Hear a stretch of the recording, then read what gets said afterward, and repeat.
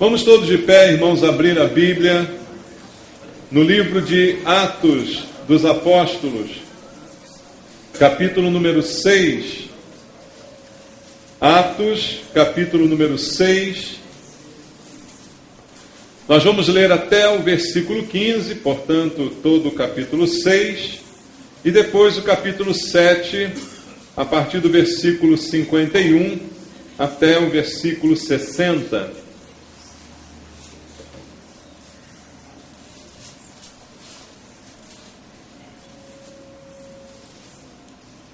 Atos, capítulo 6, e depois capítulo 7, 51 a 60. A palavra de Deus diz assim: Ora, naqueles dias, multiplicando-se o número dos discípulos, houve murmuração dos helenitas contra os hebreus, porque as viúvas deles estavam sendo esquecidas na distribuição diária. Então, os 12 convocaram a comunidade dos discípulos e disseram: Não é razoável que nós abandonemos a palavra de Deus para servir às mesas.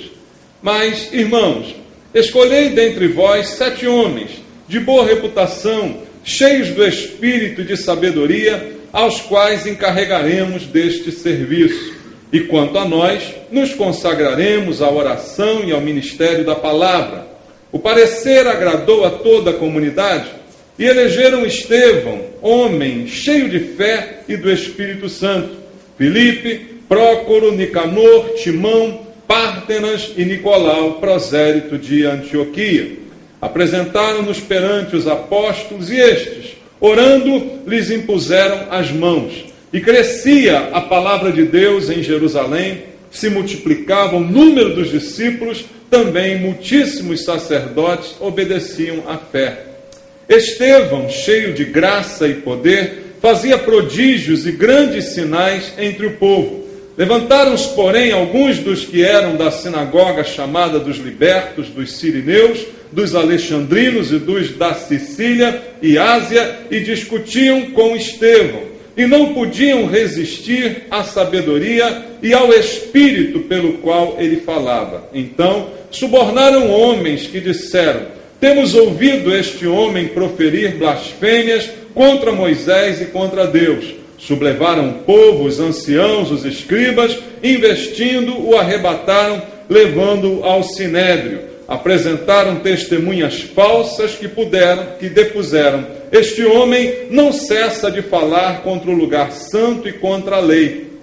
Porque o temos ouvido dizer que esse Jesus, o Nazareno, destruirá este lugar e mudará os costumes que Moisés nos deu. Todos os que estavam assentados no sinédrio, fitando os olhos em Estevão, viram o seu rosto como se fosse rosto de anjo. Versículo 51 do capítulo 7 diz: Homens de dura cerviz, incircuncisos de coração e de ouvidos, vós sempre resistis ao Espírito Santo, assim como fizeram vossos pais, também vós o fazeis. Qual dos profetas vossos pais não perseguiram?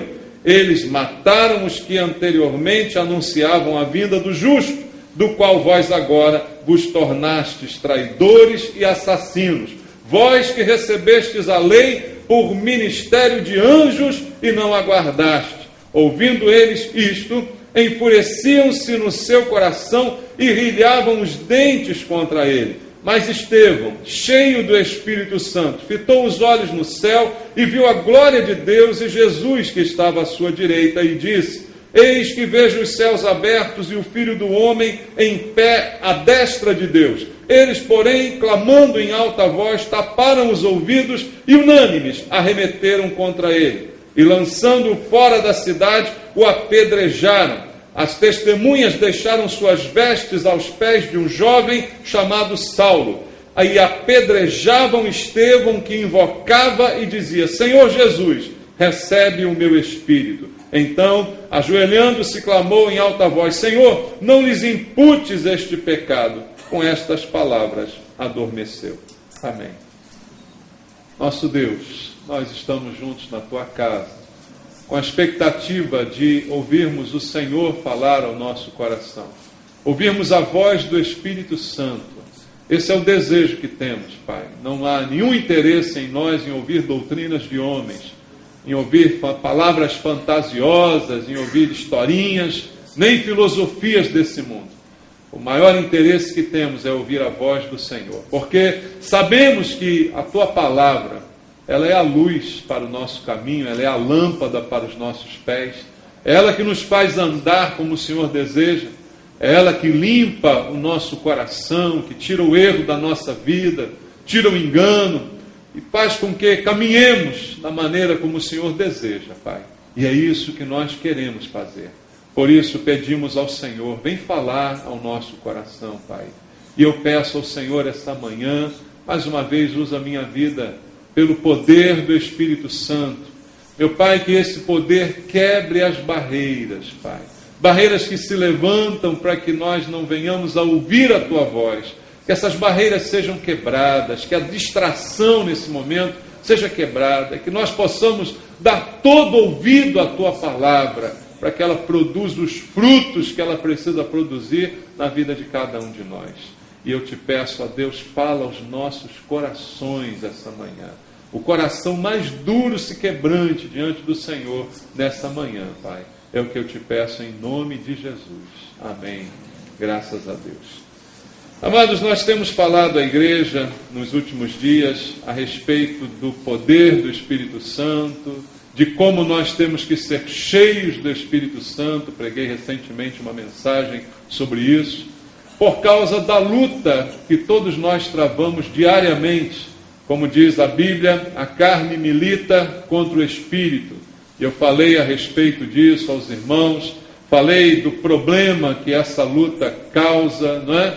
De por quem elas militam, né? Carne contra o Espírito, pelo controle da sua alma, onde estão as suas emoções, seus sentimentos, e toda essa briga gira em torno do domínio da sua alma, para que você possa ficar debaixo ou do domínio da carne ou do domínio do Espírito. E para vencermos essa luta, de fato o Espírito, que é a nossa parte convertida, porque a carne não se converte, ele precisa ser cheio do Espírito Santo, para que o Espírito Santo, agindo no nosso espírito, nos faça vencer essas dificuldades. E foi esse o tema das últimas mensagens que nós trouxemos à igreja. A importância de ser cheio do Espírito Santo, para que na plenitude desse Espírito a gente vença as obras da carne, a gente domine a nossa alma e os nossos sentimentos. Mas será que nós entendemos bem o que é isso, né? O que é ser cheio do Espírito Santo? Eu disse numa última mensagem sobre o tema que muitas pessoas não entendem isso. Muitas pessoas têm uma imagem completamente diferente, né, do que é ser cheio do Espírito Santo. E um texto como esse que nós acabamos de ler, ele pode trazer para nós uma referência sobre o que acontece na vida de uma pessoa que é cheia do Espírito Santo. Eu acredito que todos nós aqui queremos ser bem-sucedidos naquilo que a gente faz, naquilo que a gente planeja, na nossa vida financeira, na nossa vida cotidiana, com a família. Os maiores problemas que a gente apresenta são na família, na área financeira. Todos nós queremos sucesso nessa área, todos nós queremos melhoria nessa área, não é, irmãos? Isso é uma constante aí para todas as pessoas. Mas será que nós entendemos também o que é sucesso? O que é ser bem-sucedido? Não, o que é ser bem-sucedido? Nós olhamos para algumas pessoas e a gente diz, poxa, aquela pessoa é bem-sucedida, né? O mais que ficou mais em evidência na nossa sociedade é aquele pobre coitado do Eike Batista, né? Todo mundo já ouviu falar dele? Já, né? Eike Batista é um pobre coitado, né? Mas é um homem que foi dito e visto como um homem bem-sucedido, porque ele tem muito dinheiro, né? Chegou a ser o mais rico do Brasil. Agora está meio caidinho, né? Andaram caindo aí as suas ações, andou despencando na lista da Forbes, né? Tudo isso está se mostrando agora diante das situações. Mas será que é isso que é ser bem-sucedido? É ter um nome na lista da Forbes? É saber contar a sua fortuna em milhões ou bilhões? Será que é isso que realmente faz alguém ser uma pessoa de sucesso?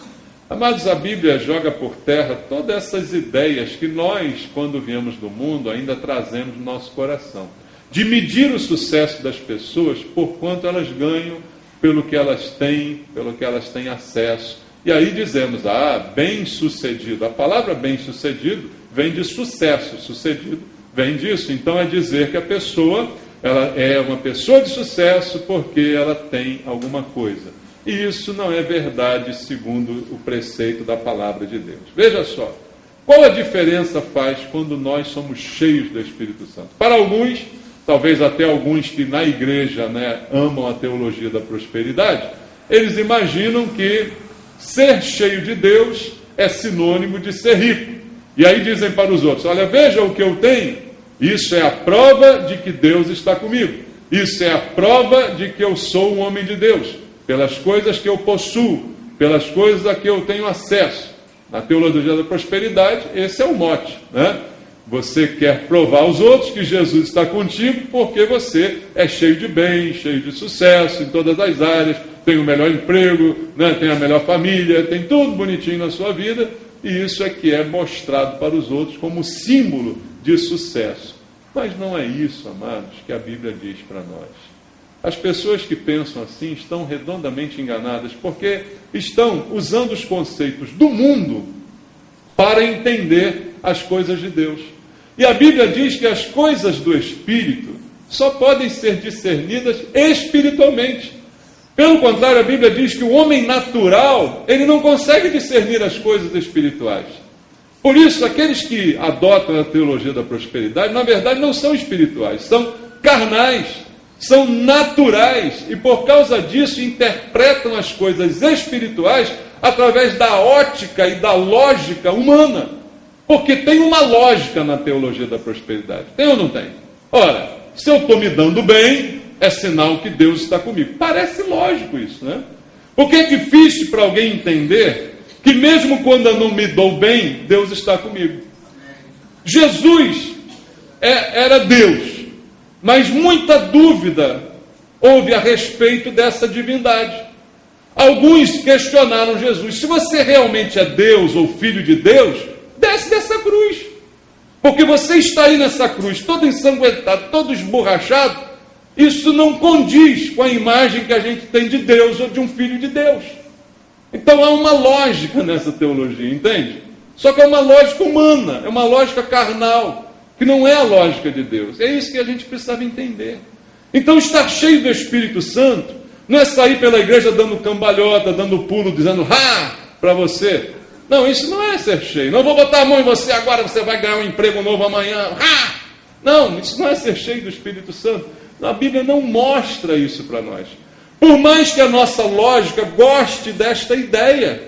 Porque nessa mesma lógica, alguns vão questionar. Então, para que servir a Deus, se Deus não me dá nada de bom? Para que servir a Deus se eu não fico rico? Para que servir a Deus se o meu emprego não vem? Se eu não consigo a mulher amada em 3 dias? Para que servir a Deus? Se essas coisas não acontecem. É a lógica, mais uma vez, humana, carnal, natural, não espiritual. Mas a lógica de Deus, ela é completamente diferente disso. Então, ser bem-sucedido para Deus pode ser sinônimo de ser fracassado para o mundo. Para o mundo, Jesus foi um fracassado, porque ele apanhou, porque ele levou chicotada, porque lanharam a carne dele, porque ele morreu ensanguentado numa cruz. Isso é um símbolo de fracasso, não é um símbolo de vitória. Não é? Para o mundo, as pessoas enxergam dessa maneira. Mas uma coisa que nós cristãos precisamos entender é que se queremos realmente ser bem-sucedidos, temos que saber o que Deus quer para nós. Porque ser bem-sucedido não é fazer o que eu quero para mim e alcançar os meus objetivos. É assim no mundo. Eu sou bem-sucedido porque fiz o que eu quis e alcancei o que eu queria. Ser bem-sucedido na ótica de Deus é fazer o que Deus quer e alcançar os propósitos de Deus. Assim Deus considera alguém como bem-sucedido. Assim Deus dirá, servo bom e fiel, entra na alegria do seu Senhor. Para quem o Senhor dirá isso? Para aquele que conquistou tudo que quis? para aquele que teve tudo que desejou? Não. O Senhor dirá isso para aquele que o serviu e para aquele que serviu aos seus propósitos, para aquele que fez as coisas de acordo com a vontade de Deus e não de acordo com a sua vontade. E o problema é que a vontade de Deus também não é muito bem entendida, por isso a teologia da prosperidade, ela é contrária à vontade de Deus. Porque ela afirma que a vontade de Deus é o que eu quero. E ainda dizem assim, é claro que a vontade de Deus é que você seja rico. É claro que a vontade de Deus é que você tenha saúde. É claro que a vontade de Deus é que você tenha tudo que você quer. Não, não é tão claro assim. Porque a Bíblia mostra exemplos, sempre a Bíblia, essa chata dessa Bíblia, né? Que se coloca contra essas maluquices que os homens inventam com a sua lógica humana. Ela mostra para nós claramente que nem sempre é a vontade de Deus que as coisas sejam assim, mesmo para aqueles que Ele escolheu, para aqueles que Ele abençoou e para aqueles que Ele chamou. Nem todos eles foram ricos, nem todos eles tiveram saúde, nem todos eles tiveram tudo o que queriam, tudo que a sua carne desejava. Mas todos que foram bem-sucedidos o foram, porque o fizeram de acordo com a vontade de Deus. Então, amados, uma coisa que você e eu precisamos entender é que se queremos sucesso diante de Deus, temos que deixar de lado a nossa vontade. E nem sempre refazer a nossa vontade é sinal de sucesso. Quando Jesus nos ensinou a orar, Ele disse na sua oração exemplo, seja feita a tua vontade, assim na terra como no céu. Na teologia da prosperidade, a oração ensinada é, seja feita a minha vontade aqui na terra. Porque no céu eu não quero nem saber, não vou estar lá para ver. Entendeu? Essa é a oração da teologia da prosperidade. Seja feita a minha vontade aqui na terra. Aqui Jesus ensinou seja feita a tua vontade, tanto na terra quanto no céu. O Senhor que sabe. Entende isso? Mas queremos viver de acordo com a vontade de Deus? Não, porque tem gente que tem medo da vontade de Deus. Embora a Bíblia diga, a vontade de Deus é boa, perfeita e agradável. Mas tem gente que não diz isso porque tem medo. Alguns malucos desses da teologia da prosperidade ensinam assim, não diga isso. Você tem que dizer para Deus o que você quer. Você não pode dizer, Deus faz o que você quer. Porque Deus é meio maluco, Ele pode fazer uma coisa que você não gosta. Entendeu? No fundo é isso que eles querem dizer. Deus é meio doido. Não diga para Deus fazer o que Ele quer, não, porque Ele pode brincar com você. Diga para Deus o que você quer. Amados, esse povo é doido. Se não fosse triste, seria engraçado. Mas é triste uma coisa dessa. Quando a gente pensa direitinho, é triste, porque isso está sendo ensinado a milhares de pessoas. E tem milhares de pessoas que se acham cristãs e que estão vivendo debaixo desses ensinamentos, que são contrários e frontalmente contrários à Bíblia Sagrada, ao que nós lemos nas Escrituras Sagradas. Então isso é um problema e é muito sério. E eu preciso entender como cristão que não há sucesso se eu não estiver cheio do Espírito Santo, se eu não estiver debaixo da vontade de Deus. Porque veja, primeiro, não há salvação sem o Espírito Santo. Primeira coisa. A Bíblia diz, quem te convenceu do pecado, da justiça e do juízo? Foi o Espírito Santo. Se você se converteu, foi por ação do Espírito Santo, que te mostrou que a palavra é verdadeira e que dobrou o teu coração, dobrou o teu entendimento para que você se rendesse a Jesus Cristo. Então não há salvação sem o Espírito Santo. Alguém não salvo terá sucesso? A Bíblia diz, não, o que adianta o homem ganhar o mundo inteiro e perder a sua alma? O que adianta o dinheiro de Elcio Batista se ele não for para o céu? Eu espero que ele vá. Mas está meio difícil, né? Mas se ele não for para o céu, o que adiantou o dinheiro dele? O que adiantou o que ele teve? Não é? Então, não tem sentido. Sem Espírito Santo, não há sucesso. Porque sem Espírito Santo, nem conversão existe, né? Então, o Espírito Santo é que me ensina a fazer o que eu não sei fazer. Veja o que diz a Bíblia em João. Vamos abrir Evangelho de João, capítulo 14, versículo 26. Olha como Jesus falou a respeito disso. Evangelho segundo João, capítulo 14, versículo número 26. Diz assim, mas o Consolador, quem é o Consolador? O Espírito Santo, a quem o Pai enviará em meu nome, esse vos ensinará todas as coisas e vos fará lembrar de tudo o que vos tenho dito. Veja, o Espírito Santo é aquele que nos ensina e aquele que nos traz à memória o que Jesus falou. Você lê a Bíblia, você fica sabendo do que Jesus falou. Você lê a Bíblia, você fica sabendo da palavra de Deus. Mas quem traz isso à sua memória é o Espírito Santo. Porque é Ele que está com você como consolador todos os dias da sua vida. E aí na hora que você vai pecar, ou vai desobedecer aquilo que você já conhece, o Espírito Santo diz: ô rapazinho, para aí. Você lembra aquilo que você leu lá na Bíblia? Você lembra aquilo que Jesus falou? Aí você, é verdade. Não, peraí, deixa eu baixar minha bola aqui. É assim que Ele faz. Então Ele nos ensina todas as coisas. Ele nos faz lembrar do que Jesus falou, né? Como ter sucesso sem a presença dEle, sem a plenitude dEle na minha vida. Veja, amados, sem Ele, a Bíblia diz uma coisa importantíssima. Abra em Romanos 8, 26. Sem Ele, a gente não sabe nem orar. Romanos 8, 26 diz assim: também o Espírito, com letra maiúscula, semelhantemente nos assiste em nossa fraqueza. Nós somos fracos, mas Ele nos ajuda na fraqueza. Porque não sabemos orar como convém, mas o mesmo Espírito intercede por nós sobremaneira com gemidos inexprimíveis. Nem orar você sabe, meu querido. Nem orar eu sei. E Ele vai e me ensina. Eu não sou super-homem nem super-crente, como são esses da teologia da prosperidade. Eu tenho fraquezas e não tenho medo de admitir isso. A Bíblia diz que nós temos fraquezas, mas o Espírito, com letra maiúscula, nos assiste nas nossas fraquezas. Nos ajuda, porque nos faz lembrar. A minha carne não se converte, mas o Espírito me faz dominá-la. É inútil querer santificar a carne, você só santifica o Espírito. E o Espírito domina a carne na luta da carne contra o Espírito. Entende isso? É inútil. Mas eu não sei. E eu tenho que reconhecer o que eu não sei, para que Ele possa me ensinar. Alguém que acha que sabe tudo aprende alguma coisa? Não. Você só consegue aprender quando você admite que não sabe. Se você diz que já sabe, você nem ouve o que estão te dizendo. O aprendizado, ele pressupõe um reconhecimento da ignorância. Só quando eu reconheço que não sei, que consigo aprender alguma coisa.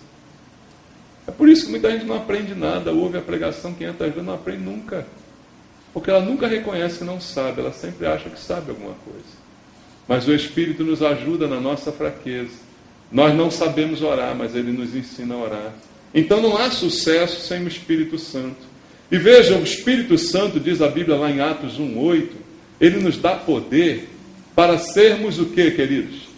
Testemunhas de Jesus. Mas recebereis poder ao descer sobre vós o Espírito Santo e sereis minhas testemunhas. Há como ser sucesso ou vitorioso se eu não testemunhar de Jesus. Um cristão poderá dizer que fez a vontade de Deus se ele nunca testemunhou de Jesus? O que você acha? Qual o plano de Deus para a sua vida? Ter sucesso, como eu disse aqui ainda há pouco, é fazer o que Deus quer que eu faça. O que Deus quer que você faça? Você está numa crise existencial. Não sei o que Deus quer que eu faça. Não sei qual é meu ministério. Não sei o que eu tenho que fazer. Não sabe, não. Prega o Evangelho, praga. É isso que você tem que fazer. Você tem que compartilhar de Jesus com as pessoas. Ele não disse, ide por todo mundo e pregai o Evangelho. O resto é o resto. O resto você vai fazendo. Você não sabe o que fazer, está em crise. Obedece o ide. Vai e fala para alguém que Jesus é bom, que Ele salva, que Ele perdoa pecados, que Ele tira da desgraça, da vida miserável e te dá uma vida que faça valer a pena. É isso que você tem que fazer, não é? Tão difícil. Mas quem te dá poder para isso? O Espírito Santo. Então sem Ele não tem sucesso. Porque se você viver a vida inteira sentado nesse banco aqui, batizou, dá o dízimo, mas nunca falou de Jesus para ninguém, você não tem sucesso. Você é um crente fracassado, desgraçado. Se é que pode existir, né? Crente desgraçado não combina, porque crente é crente pela graça. Se é desgraçado, não tem graça. Se não tem graça, é ímpio, vai para o inferno, né? É joio, está aí a definição do joio. É crente desgraçado, é o joio. Crente que não tem graça. Passa a vida inteira na igreja. Já viu a tristeza do joio? Irmão, o que o Senhor disse é que o joio habita junto com o trigo. Irmão, eu acho que é mais triste ser joio do que ser ímpio. Porque o ímpio sabe que ele vai para o inferno mesmo, está lá, está na esborne e tal. Mas o joio está na igreja, pensando que é crente, irmão. É muito pior ser joio do que ser ímpio. E ímpio é a condição natural, que a gente já nasce assim. Mas joio é algo que a gente se torna. Entra para a igreja, fica ano em ano na igreja. Mas é joio, não tem a graça, é um desgraçado. Quem vai dar poder? É o Espírito Santo. Quem vai dar sucesso à sua vida? É o Espírito Santo. Não há como ser diferente. Agora, o grande problema é que Deus enxerga diferente da gente. O que a gente chama de sucesso, Deus muitas vezes chama de fracasso. E o que Deus chama de sucesso, a gente muitas vezes chama de fracasso. E é aí que começam os nossos problemas, não é? Porque, amados, a nossa vitória, em algumas áreas, pode, na verdade, ser uma derrota para Deus. E a gente está achando que foi uma vitória, né? E a nossa derrota, em algumas áreas, para Deus pode ser uma vitória. A gente está pensando ao contrário de Deus. É muito comum isso acontecer. Por isso que essas heresias, tipo teologia da prosperidade, elas vingam e fazem sucesso. Porque ela vai fazer com que Deus, para eles, pensem exatamente como você. Mas os teus pensamentos não são os pensamentos de Deus. A própria Bíblia diz isso. Os pensamentos de Deus são muito superiores aos nossos. Mas essas teologias tentam casar os pensamentos. Tentam fazer um Deus segundo a minha vontade. Um Deus segundo a minha imagem e a minha semelhança. Um Deus que seja conveniente para mim. Que faça sempre o que eu quero. Né? Que sempre seja bom e gentil para mim. Esse é o Deus. Mas esse não é o Deus que eu sigo. Nem é o Deus que a Bíblia me revela. Então só há sucesso quando Deus está dirigindo a vida. Só há sucesso quando Deus está no comando da situação. Quando a minha batalha está ligada aos objetivos de Deus. Algumas coisas que a gente coloca diante de Deus, na verdade não tem nada a ver com os objetivos de Deus. E se eu for vitorioso nelas, vamos dizer que é um brindezinho só que Deus me deu. Mas não tem nada a ver com os propósitos de Deus. Então, sucesso nessas coisas não significa que eu estou sendo bem sucedido diante de Deus. Eu orei, o Senhor me deu um emprego. Eu orei, o Senhor me deu um cônjuge. Eu orei. Bom, ótimo, maravilha. Até pode ser que um cônjuge, né, tem um plano aí muito grande por trás disso, muitas coisas, mas é uma coisa que agradou a mim. Mas será que agradou de fato a Deus? Será que aquilo esteve realmente dentro e centrado no plano de Deus para a minha vida? Quando eu estou lutando de acordo com os planos de Deus, quando eu venço, aí eu tenho a certeza que isso é uma vitória mesmo. Quando não é, se essa minha vitória, essa minha bênção, não é relevante para os planos de Deus, não sei se ela realmente é de Deus ou não. Porque, pensa comigo uma coisa. Em outras religiões, em outros credos, pessoas fazem pedidos e pedidos são atendidos. Ou não? Vai lá ver, em Aparecida do Norte, lá tem uma salinha cheia de pé de cera, braço de cera, cabeça de cera. Sei lá, deve ter até, né, de cera, não sei. Tem as coisas tudo lá de cera. Alguma coisa foi colocada ali, alguma coisa foi feita. Algum pedido foi atendido. Foi ou não foi? Foi. Se macumba nunca desse certo, ninguém fazia macumba. Era só gastar dinheiro, comprando galinha, comprando farofa, comprando cachaça, comprando copo, comprando isso, né? Fala comigo. Por que que o pessoal faz macumba? Porque às vezes dá certo. Dá ou não dá? Então a gente não tem um relacionamento com Deus baseado no que dá certo e no que não dá certo. Essa é a praga da teologia da prosperidade. Entende? Ela é uma macumba evangélica. Porque ela propõe a mesma relação de causa e efeito. Ela propõe o mesmo jogo que há na macumba, que há na Aparecida, que há em qualquer lugar que você for. Você faz alguma coisa, dá certo, você continua fazendo aquela coisa. Se não der certo, você muda o amuleto, né? Você troca o anjo, sei lá, essas palhaçadas que essa igreja inventa aí, né? Você faz alguma coisa diferente. Se o sal grosso não der certo, você muda para um galho de arruda. Se a arruda não der certo, leva um sabonete ungido. Aí você vai, né? Até que dê certo. Quando der certo, você fica naquilo ali. Amados, isso não é Deus. Isso não é o plano de Deus. Quando a batalha é centrada nos meus objetivos, mesmo que eu vença, para Deus eu fui derrotado. Mesmo que eu seja vitorioso, mesmo que os outros me aplaudam, Deus não tem nada com isso. Eu posso mostrar para você minha casa, meu carro, minha conta bancária. Isso não quer dizer que eu sou de Deus. Isso não é testemunho. Isso não quer dizer que alguma coisa realmente eu fiz em prol de Deus. Eu estou dizendo que Deus fez alguma coisa, Deus, o suposto Deus, fez alguma coisa em prol de mim. Como macumbeiro pode dar um testemunho. Eu fiz ali uma macumba, olha a macumba que foi, olha, eu fiquei no dia seguinte, ganhei na cena. Olha que maravilha. Então vamos ser todos macumbeiros, todos querem ganhar na cena, né? Olha só o problema. Então vamos entender isso, queridos. Quando a batalha é centrada nos meus objetivos, ainda que haja vitória, isso não garante que essa vitória veio de Deus. Abra a Bíblia em Isaías 55, 8 e 9. Isaías 55, 8 e 9. No livro do profeta Isaías, capítulo 55, versículo 8 e 9, diz assim: porque os meus pensamentos não são os vossos pensamentos, nem os vossos caminhos, os meus caminhos, diz o Senhor. Porque assim como os céus são mais altos do que a terra, assim são os meus caminhos mais altos do que os vossos caminhos, os meus pensamentos mais altos do que os vossos pensamentos. Irmãos, chega a ser ridículo quando alguém quer determinar o que Deus está querendo. Quando alguém quer determinar qual é a vontade de Deus. Da onde você tirou que você sabe isso? Não, irmão, a gente é muito limitado para fazer essas afirmações. Os pensamentos de Deus são muito mais altos do que o nosso pensamento. E aí eu chego no texto onde a gente começou essa mensagem. O texto que mostra um homem chamado Estevão, que primeiro a Bíblia coloca um monte de predicados sobre ele, dizendo que ele era um cara cheio do Espírito Santo, cheio de qualidades, né? E a Bíblia enumera aqui, por isso a gente começou lendo Atos 6, vamos voltar lá? Atos 6.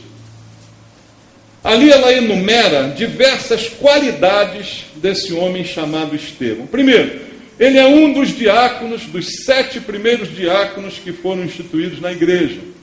E interessante é que quando os apóstolos determinaram essa eleição diaconal, eles tiveram como motivação o serviço de servir as mesas, dividir as doações entre as famílias que estavam compondo a igreja naquele momento, e não que esse serviço fosse menos nobre, mas era algo que não cabia a eles no momento que eles precisavam se dedicar mais à propagação da palavra de Deus.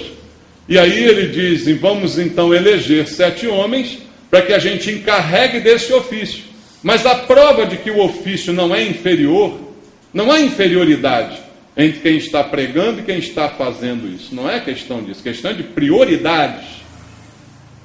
Não de superior, é inferior. A prova de que não é inferior quem serve à mesa é o próprio Jesus que falou. Maior entre vocês é o que serve. E a própria prova é também o que os apóstolos instituíram. Na hora que manda escolher os 7, veja só, se eu quero 7 garçons, se eu quero 7 serviçais, 7 pessoas que vão só entregar, eu nunca vi, por mais que não seja demérito nenhum alguém ser garçom, uma profissão digna como outra qualquer, mas quando você vê um anúncio para garçom, você não vê que a pessoa está pedindo que ele tenha faculdade completa, não está pedindo que ele fale 5 idiomas, não está pedindo um currículo, doutorado, PhD, está pedindo alguma coisa? Não, né? Normalmente não está se pedindo isso. Mas quando os apóstolos vão escolher alguém que vá servir as mesas, os requisitos são muito grandes. Então, não é apenas para servir as mesas. O trabalho é espiritual. E aí, no meio dos requisitos, é o que diz a palavra de Deus aqui. Olha, versículo 3. Escolhei dentre vós 7 homens de boa reputação e cheios de quê? Cheio do Espírito. O que mais? De sabedoria. Ou seja, tem que ter boa fama entre os de fora e tem que ser por dentro cheio do Espírito Santo e cheio de sabedoria. Para apenas servir, talvez não precisasse disso tudo. Bastava ter noção de espaço para não derrubar as bandejas, né? Não precisava disso tudo. Mas o problema é que não é para apenas servir. É para Deus. Então tem que ser cheio do Espírito. Tem que ser cheio de sabedoria. Tem que ser cheio do poder de Deus para fazer isso. E aí, ao elegerem os homens, um deles foi Estevão. E o versículo 5 começa a trazer as qualidades desse homem. Versículo 5 diz: o parecer agradou a toda a comunidade e elegeram Estevão. Antes de falar o nome dos outros, diz homem cheio de fé e do Espírito Santo. Aí fala o nome dos outros. Mas peraí, mas todos não tinham que ser cheios do Espírito Santo? Tinham. Todos certamente o eram. Mas por que em Estevão há um apêndice ali? Porque ele era mais até do que os outros. Havia algo nele que o destacava acima dos outros, a ponto de ser feita uma referência especial, cheio de fé e do Espírito Santo, e o nome dos outros. Então é isso que a Bíblia começa a dizer desse homem. Se o requisito era ser cheio de sabedoria, como a gente viu no versículo 3, certamente Estevão também era cheio de sabedoria. Versículo 10, olha o que diz. Não podiam resistir a quê? A sabedoria e ao Espírito pelo qual ele falava. Veja, ele era cheio de fé, cheio do Espírito Santo e cheio de sabedoria, e a sabedoria era tanta que ao falar ele calava todos os outros. Ao se pronunciar sobre a sua fé, sobre a palavra, ninguém podia resistir. Por mais instruído que aqueles homens fossem a respeito da Bíblia, não tinham como debater com Estevão, porque ele era cheio da sabedoria, mas não humana, sabedoria de Deus, para as coisas de Deus, para falar das coisas de Deus. Então é outro predicado que ele tinha. Veja também o versículo 8, que diz a Bíblia sobre ele. Estevão, cheio de graça e que mais? Poder, fazia prodígios, milagres e grandes sinais entre o povo. Cheio de graça e cheio de poder. Olha quanta coisa era cheio. Sabedoria, fé, Espírito, graça, poder. 5 coisas. Ele é cheio, veja, pleno. A palavra é a ideia de plenitude. Ele não tinha um pouquinho dessas coisas, como muitos de nós temos. Ele era cheio dessas coisas todas. Veja como era esse homem. O que a Bíblia está afirmando dele. Versículo 15 de Atos 6. Todos os que estavam assentados fitaram os olhos em Estevão e viram o seu rosto como se fosse o rosto de quê? De um anjo. Por quê? O rosto de Estevão estava brilhando. Ao olharem para ele, viram o rosto dele brilhando. Então era um homem cheio de quê também? Luz. Era um homem cheio de luz. Luz de Deus. Deus não disse para todos nós que nós temos que ser a luz do mundo? E que a luz precisa brilhar em meio às trevas? Estevão estava cercado de inimigos, de trevas. Mas a cara dele brilhava no meio daquelas trevas. Por quê? Porque ele era cheio de luz. Agora vai lá em Atos 7, onde nós lemos no finalzinho, versículos 55 e 56, diz: Estevão, mais uma vez, cheio do Espírito Santo, fitou os olhos nos céus e viu a glória de Deus e Jesus que estava à sua direita, e eis que veio dos céus, vejo os céus abertos e o Filho do Homem em pé à destra de Deus. Isso mostra que Estevão também era um homem cheio de visão espiritual. Ele via o que ninguém mais via. Está todo mundo ali jogando pedra nele, ele está olhando para o céu e está vendo Deus e vendo Jesus. Ter visão espiritual é ver o que ninguém vê, irmãos. E Estevão era um homem cheio de visão espiritual. E o versículo 60, como se não bastasse, uma última qualidade de Estevão. Então, ajoelhando-se, tomando pedra, clamou em alta voz: Senhor, não lhes imputes este pecado. E com estas palavras, ele morreu. Ajoelhando-se, de tanta pedra que batia, não aguentou mais ficar de pé. Tanta pedra que batia, o peso foi grande, ele se ajoelha. E aí ele diz: Senhor, não coloca na conta deles o que eles estão fazendo comigo. Qual o nome disso? No mínimo isso é amor, né? Amor que faz alguém sofrendo, morrendo, sentindo dor, querer o bem daqueles que ainda o estão maltratando. E ele está sentindo aquele maltrato no momento que está proferindo essas palavras. Então ele não era só cheio de fé, do Espírito, de sabedoria, ele era cheio de amor. Isso é graça. Graça é o favor imerecido. O que Deus fez por nós, nenhum de nós merecíamos. A gente tacava pedra em Jesus, irmão. E Jesus resolveu salvar a gente. É ou não é? Isso é amor, isso é graça. O Senhor não nos imputou os nossos pecados do passado, tudo que a gente já fez. Ele nos salvou porque não levou na nossa conta aquilo que a gente fez. E o que Estevão fez foi exatamente pedir pelos outros o que Jesus fez por ele. O Senhor não imputou os meus pecados, então não impute também os desses, que estão agora me agredindo e me matando. Então ele era um cara cheio de amor. Aí eu olho para a gente, eu olho para a nossa vida, para a minha, e se eu preciso ser cheio disso. Ou não? Precisamos ou não? A gente precisa ser cheio de fé, sim ou não? A gente precisa ser cheio de amor, a gente precisa ser cheio de graça.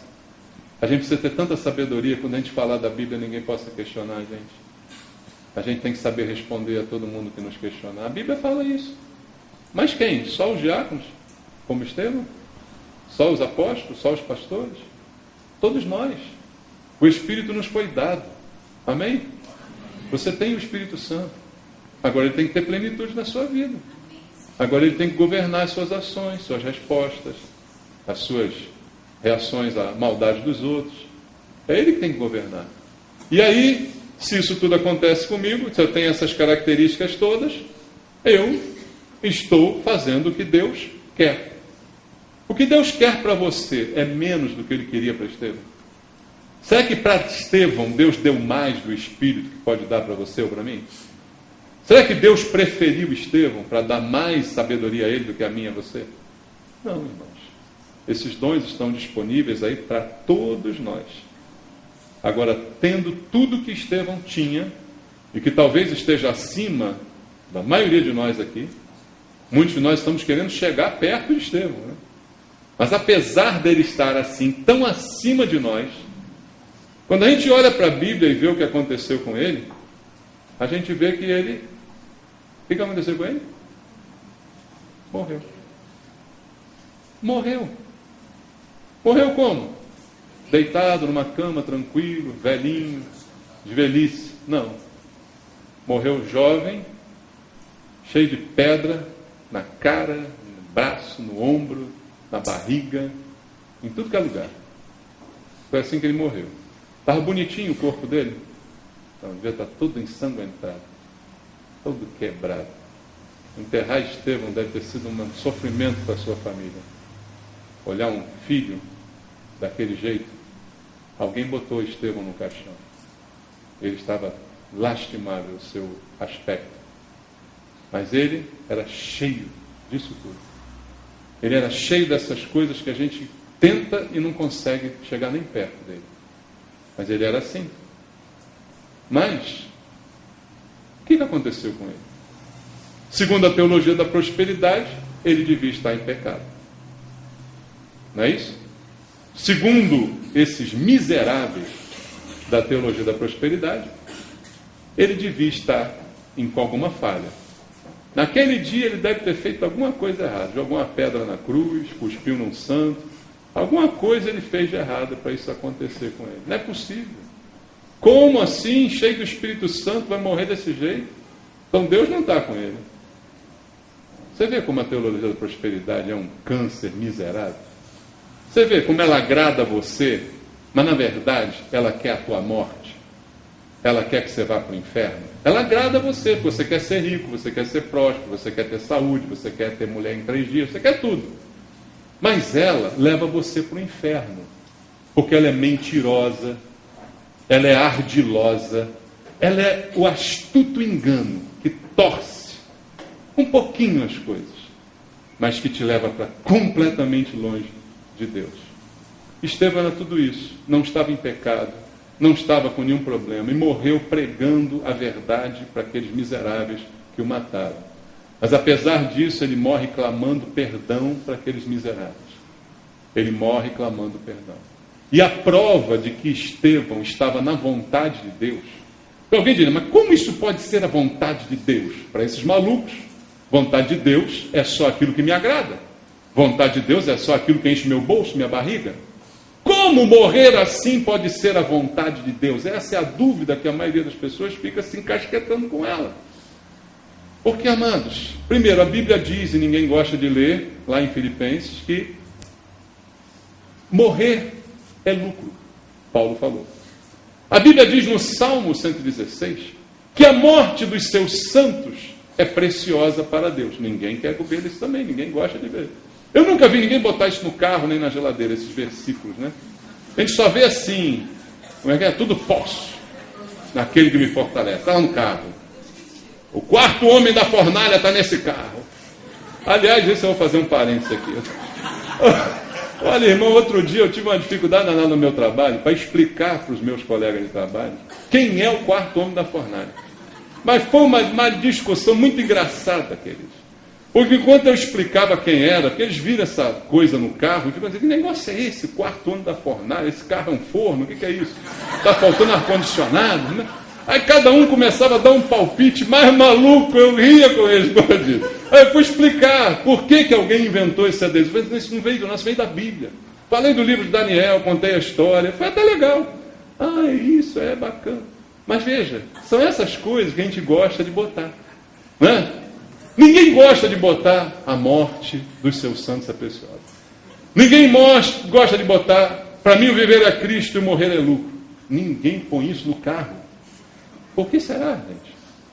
Teologia da prosperidade é a culpada disso.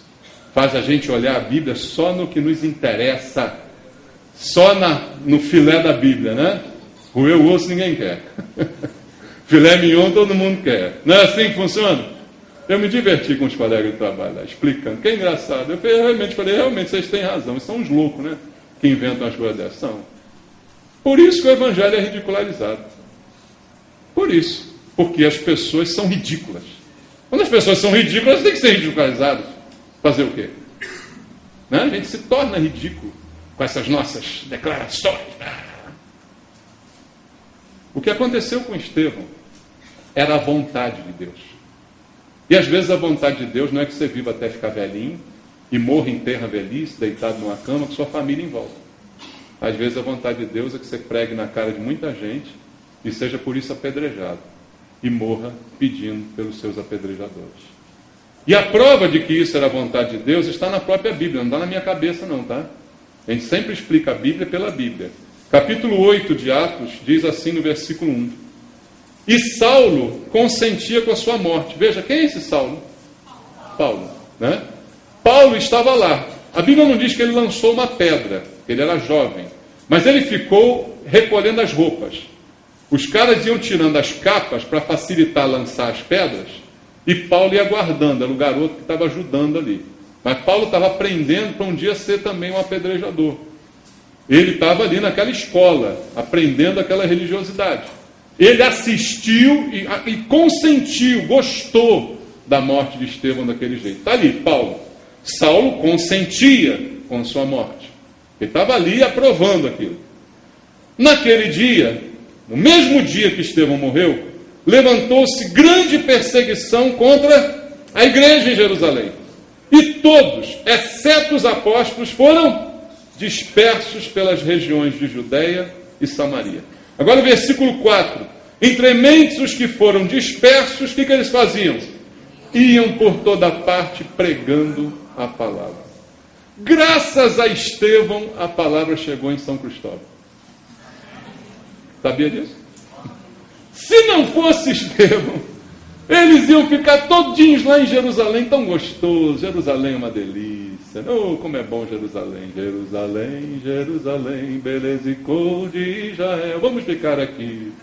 E Jerusalém é lindo, né?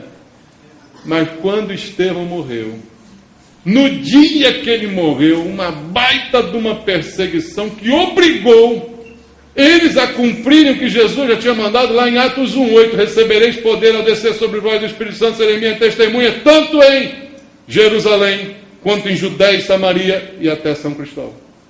Está lá no versículo 8. Isso só se cumpriu quando Estevão morreu do jeito que morreu. Aí uma perseguição aconteceu, porque eles ficavam, matamos um, agora vamos matar os outros. E aí os outros... Mas quando eles fazem isso, para onde eles vão? Judéia, Samaria e vão embora. Fazendo o quê? Versículo 4. Pregando a palavra. A morte de Estevão foi útil para Deus. Mas e para Estevão? Coitado! Para Estevão foi útil também. Porque desde aquele tempo que ele está lá nos braços de Jesus, onde a gente gostaria de estar, ou não. O problema é o ou não, né? Porque desde aquela época, ele está lá, amados, desfrutando de Jesus. Veja, antes de morrer, Jesus já deu um gostinho para ele, apareceu para ele. Antes de ele morrer, ele ainda teve esse privilégio. Agora, depois de morto, está lá tete a tete com Jesus. Está lá, amados, nos braços do Pai. Então, para ele foi maravilhoso também. O que a gente acha que é vitória, às vezes é derrota. O que a gente acha que é derrota, às vezes é vitória. A nossa mente é muito pequena. E é por isso que a gente segue esses charlatões. Porque a mente é fraca e eles dominam a mente e fazem a pessoa acreditar em aberração. Na visão humana, a visão humana foi um fracasso. Mas na visão de Deus, foi um triunfo da história da igreja. E a pregação saiu de Jerusalém. E aí, amados, atualmente a gente tem caído nessa tentação de ficar fazendo observações sobre o que é a vontade de Deus. Não é a vontade de Deus que você morra apedrejado pregando o Evangelho. Não faça isso. Se for preciso, se cale. Não pregue. Deixe de falar. É isso que ensina a teologia da prosperidade. Mas não é isso que ensina a palavra de Deus. Então, eu quero deixar para você essa manhã uma reflexão. Estar cheio do Espírito Santo e cheio de fé não significa que as minhas vontades serão atendidas, mas significa que eu vou realizar a vontade de Deus. E que a vontade de Deus, que é boa, perfeita e agradável, se cumprirá na minha vida. Veja, ser cheio do Espírito Santo, quando falamos disso, logo pensamos em falar em línguas. Foi o que eu disse aqui também naquela outra mensagem. É a evidência exterior daquilo que está acontecendo no interior. É verdade, a Bíblia fala sobre isso. É uma evidência, sim, mas ela não edifica nenhum de vocês. Se toda essa mensagem que eu preguei até agora, que já foi quase 1 hora de mensagem, que eu não tomo jeito, né? Fosse pregada em línguas, você não ia entender nada. Entende isso? Mas são evidência, sim, exterior, de que eu estou cheio do Espírito Santo, mas de mim para Deus. Porque quem ora em línguas, o seu espírito ora de fato, é o que diz a Bíblia. E há edificação pessoal ao fazer isso diante do Senhor. Só que línguas não são uma evidência de que eu estou também na presença de Deus. Porque línguas podem ser imitadas. Línguas podem ser grunhidas, né? E imitadas. E que não mostram isso. Mostram sim diante da igreja que a pessoa é poderosa. E a gente começa, eu vou pedir aconselhamento a ela, porque ela grita em línguas. Ela deve ser um profeta, uma profetisa. Vou falar com ela sobre a minha vida, sobre se a pessoa amada voltará ou não em 3 dias. Ela tem a resposta para mim. Certamente, porque ela grita. Veja, amados, uma vida entregue na mão de Deus e poder para testemunhar, isso é a prova de que a pessoa está cheia do Espírito Santo. Veja, a Bíblia diz que Estevão tinha tanta sabedoria que ao falar ninguém resistia ao que ele falava. Ele não estava falando em línguas. Certamente Estevão falava em línguas, não tenho a menor dúvida disso. Mas não foram as línguas que trouxeram elogios para Estevão. As suas qualidades não vieram baseadas no fato de ele falar em línguas, mas sim do que ele falava na sua língua e que as pessoas entendiam. E isso é que mostrou que ele era cheio de sabedoria. Então é para reflexão nossa também. Se eu estou cheio de Deus, eu tenho poder para testemunhar, e a minha vida está nas mãos dele. Aí sim, eu sou cheio do Espírito Santo. Então a proposta de Deus para nós: sejamos cheios do Espírito Santo e de fé, mesmo no meio das tribulações, mesmo no meio das lutas e das dificuldades, como foi com Estevão. Não foram as pedras que diminuíram o Espírito, nem a plenitude do Espírito na sua vida. Não foram as pedras. Muito pelo contrário. Na hora que as pedras estavam mais evidentes sobre ele, foi nessa hora que ele ainda teve uma experiência espiritual, como a Bíblia narra. Eu vou ler de novo Atos 7, 55 e 56. Estevão, cheio do Espírito Santo, fitou os olhos no céu e viu o quê? Viu a glória de Deus. E o que mais que ele viu? Jesus, que estava à sua direita. E o que ele disse? Eis que vejo os céus abertos. E o Filho do Homem, como é que estava o Filho do Homem? Em pé, à destra de Deus. A imagem que a gente tem é que Jesus está sentado, que Jesus está ali, no trono. Mas quando Estevão viu Jesus, ele viu Jesus de pé. À destra do trono, mas de pé. Por que Jesus estava de pé? É como se você, no calor da emoção, é assim que você faz, você está vendo o jogo, né? Brasil. Aí vai o jogo, aí você fica de pé. Você fica de pé para ver aquele lance mais importante. Você fica de pé para ver aquele detalhe. Jesus estava de pé na hora que Estevão estava morrendo, porque era um momento crucial na vida daquele homem, daquele jovem.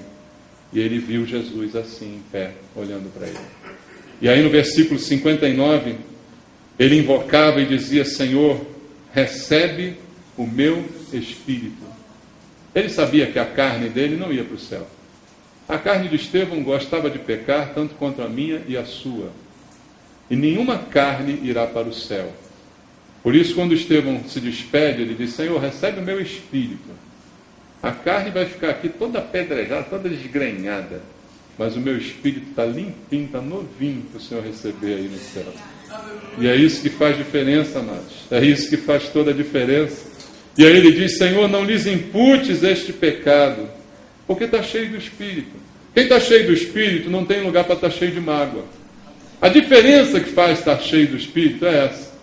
Acaba na minha vida espaço para mágoa, para rancor, para vingança, para retaliação. Não tem mais espaço. Plenitude, cheio. Veja, quando uma coisa está cheia, dá para enfiar mais alguma coisa nela? Se não for ônibus, nem metrô no Rio de Janeiro. Está cheio, dá para enfiar mais alguma coisa aqui que está cheio, irmão? Só em ônibus e metrô no Rio que faz isso, né? Fora isso, não tem como. Se já está cheio, não dá para enfiar mais nada. Você está cheio do Espírito Santo? Então não tem lugar para mais nada. Não tem lugar para tristeza. Não tem lugar para vingança. Não tem lugar para desejar o mal dos outros. Não tem lugar para ficar com preocupações bobas. Não tem lugar para ressentimento. Aí por isso que ele diz: Senhor, não lhes impute esse pecado. E esse sucesso fez Jesus ficar de pé. A gente pode aqui, numa licença poética, dizer: Jesus estava aplaudindo de pé a morte de Estevão. Por isso a Bíblia diz: a morte dos seus santos é preciosa para Deus. Jesus estava: servo bom e fiel, hoje você vai estar comigo, e tudo aquilo que estava prometido você vai experimentar na sua vida. Servo bom e fiel, entra no gozo do teu Senhor. Isso é ser cheio do Espírito Santo. O resto é palhaçada, irmãos. Amém? Que Deus abençoe a sua vida, em nome de Jesus. Amém. Seja cheio do Espírito Santo. Vamos louvar ao Senhor. Isso faça diferença na sua vida. Glória a Deus.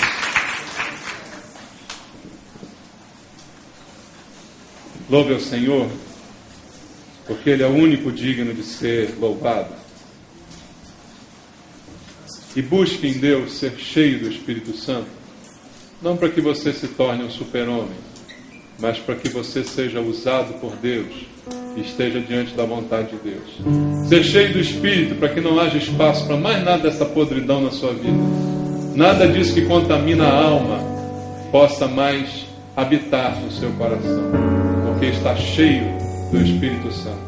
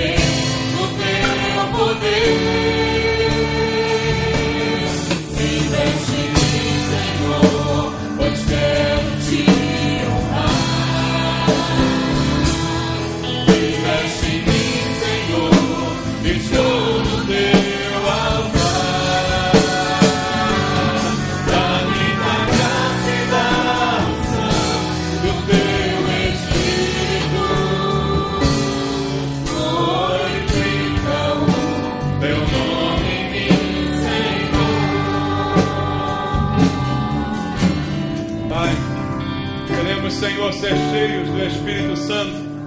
Queremos, Deus, ter a plenitude do Senhor em nossa vida. Mas não é porque queremos aparecer diante dos outros, não é porque queremos ser mais do que ninguém, muito pelo contrário, porque essas coisas todas já saíram da nossa vida, Pai. E o que queremos é fazer a Tua vontade. O que queremos é andar diante dos Teus propósitos. E eu te peço essa manhã, enche a igreja do Espírito Santo. Enche o meu irmão e a minha irmã da plenitude do Espírito Santo, Pai. Plenitude em cada vida aqui. Para que a gente pare de pensar tanto em nós e venhamos a pensar mais no Senhor, mais nos Teus propósitos, nos Teus planos. Ó Deus, que os Teus pensamentos, que são mais altos do que o nosso, possam ser compreendidos por cada um aqui, Pai. Que nós paremos de analisar o mundo segundo os fatos, segundo os acontecimentos que estão diante de nós. Dá visão espiritual ao Teu povo, Pai. Nos faz olhar com os olhos espirituais para entender o que é fracasso e o que é derrota, para entender o que é sucesso e o que é vitória, para que a gente saiba fazer diferença, Pai, entre uma coisa e outra. Ajuda-nos, Senhor, através do Espírito Santo, a mudar os nossos conceitos e valores. Só o Espírito Santo pode fazer isso.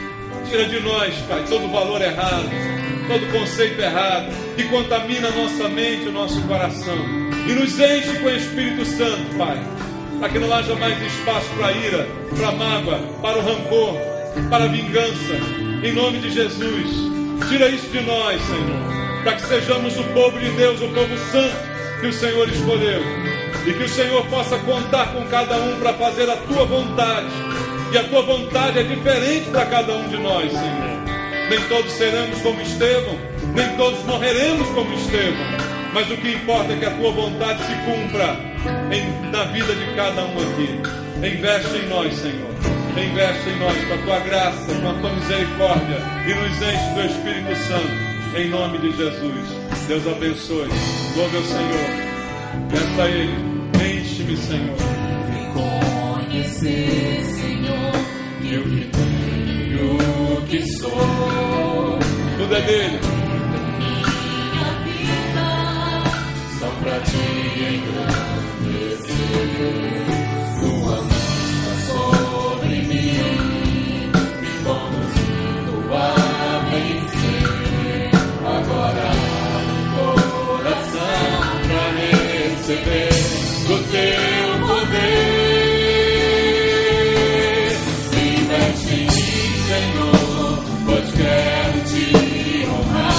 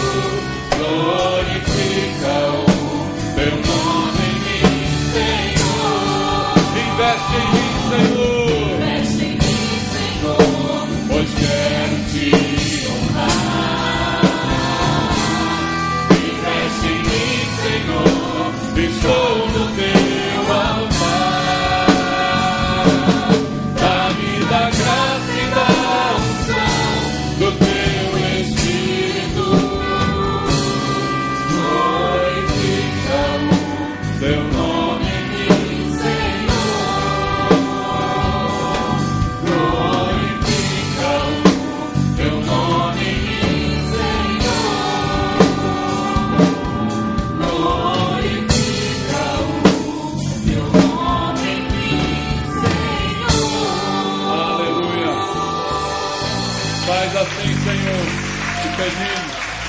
Glória ao teu nome. Te louvamos. Recebe o louvor. Amém.